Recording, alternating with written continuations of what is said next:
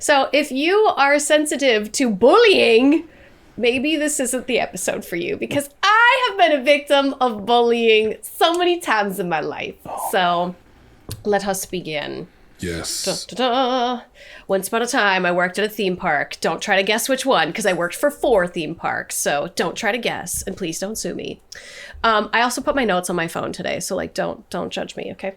I was the new girl at this place, and you know what that means when you're the new girl, right, Cosmo? Yep, fresh meat. Yeah, it means you're the hot tamale. You're the new babe. Yep. You're like, everybody's excited to meet you and get to know you, and they want to know all about you and if you're single or not. So basically, also for the guys to try to figure out, like, who can get to her first? Yes. And the trustworthy and all that bull. I hate that. It's terrible, but the attention was great because I loved attention.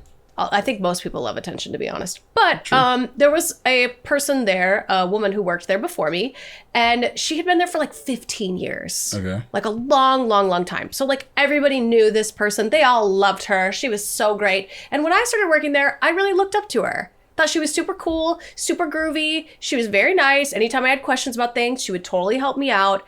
And then all of a sudden, they had these auditions that came out where you would have to audition again for your spot to like solidify your job. And then casting would decide like who would be rank 1 and who would be rank 2 and rank 3 if somebody were to call out.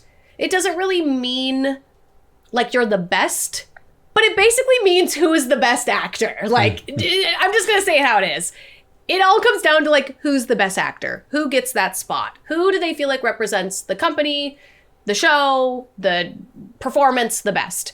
And all of a sudden, once we got to this moment is when I noticed this girl was not being nice to me anymore. And I didn't take it personally. I didn't do anything weird about it. I didn't change who I was about it. I just kind of noticed that they weren't talking to me as much. So I, didn't waste my time with like the fake little like locker room talk of like, oh, hey, hi, so nice to see you, blah, blah, blah. I just like kind of stopped because I know she was being weird. Then randomly one day when I am going to like do all my things that I have to do at my job, I don't want to like specify too much, but I have to talk to a lot of people that are there just to be like, hi, I'm here. Great. Okay. Hello. Yep. My microphone works. You're doing all that kind of stuff. And somebody told me, they were like, hey, do you know about this situation that's happening? Like, do you know what that girl was talking about with us? And I was like, what do you know? I'm so confused. Well, then this person tells me that girl that all of a sudden stopped liking me and stopped being nice to me was showing around pictures of me from my Only Flapjacks. And this is from the beginning, like when I was brand new on Only Flapjacks. And it wasn't just like, I'm not wearing a shirt. It was like full where because I used to back in the day do a little bit more. I used to kind of get into like the penthouse styled photos. Don't go looking for them. But she was showing people those photos of me. Damn. Yeah. That's horrible. And like, I was shook. I was like, first of all, she's paying for it.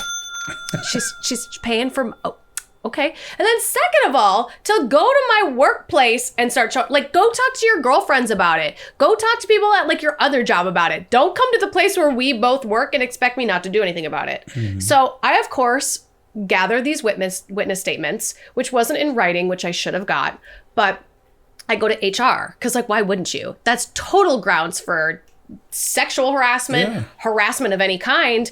And the people who witnessed it and who saw it firsthand would not go forward. Even though I asked them, I'm like, you can be anonymous, write it down. Like, you obviously had the state of mind to know to tell me and to confide in me. So obviously you know it's wrong.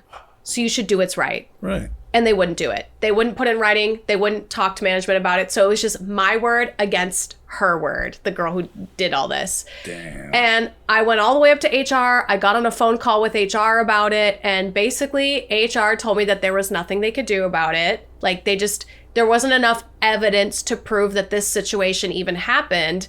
And to top it all off, HR gave her the rank 1 spot because she deserved it for being there for 15 years.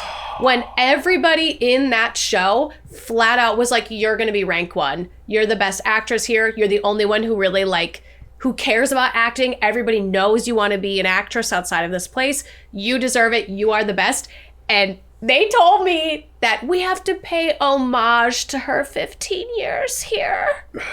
So homie got the #1 spot and got away with sexual harassment.